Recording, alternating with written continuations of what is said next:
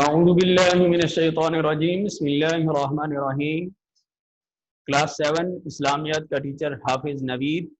اور میرے بچوں آج ہمارا لیکچر نمبر 15 ہے اور سبق کا عنوان میرے بچوں زکوٰۃ کی فضیلت اور معاشرتی اہمیت۔ اور میرے بچوں آج ہم اس کے پہلے 2 لانگ کوشچن کریں گے۔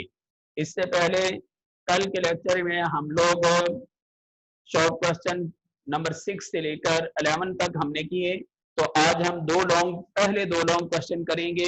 پہلا لانگ کوشچن ہے زکوٰۃ کا معنی و مفہوم بیان کریں۔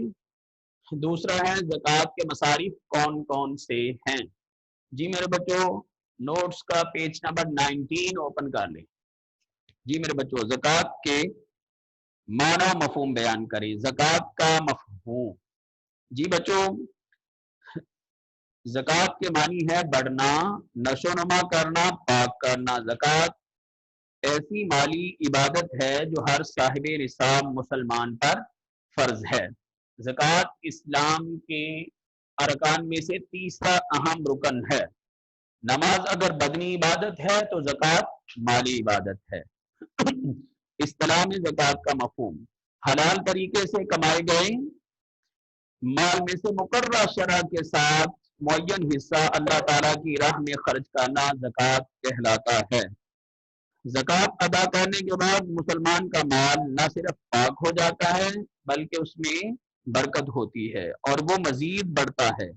زکوٰۃ اہم ترین مالی عبادت ہے۔ قرآن مجید میں نماز کی ادائیگی کے ساتھ ساتھ زکوٰۃ ادا کرنے کا بھی حکم دیا گیا ہے۔ اللہ تعالیٰ کا ارشاد ہے وَأَقِیمُوا الصَّلَاةَ وَآتُوا الزَّکَاۃَ، نماز قائم کرو اور زکوٰۃ دیتے رہو۔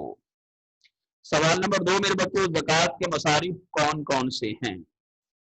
میرے بچوں مصارف زکوٰۃ سے مراد زکوٰۃ کے وہ مستحق افراد ہیں، ان کی تعداد 8 ہے۔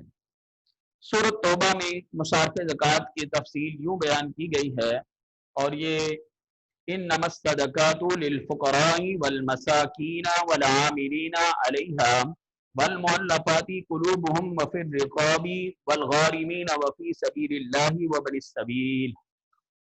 جی میرے بچوں ترجمہ اس کا یوں ہے، صدقات یعنی زکوٰۃ تو خیرات تو مفلسوں، محتاجوں اور کارکنان صدقات کا حق ہے، اور لوگوں کا جن کی تالیف قلب منظور ہے، غلاموں کو آزاد کرنے میں، قرض داروں کے قرض ادا کرنے میں، اللہ کی راہ میں مسافروں کی مدد کے لیے بھی یہ مال خرچ کرنا اسلام میں جائز ہے۔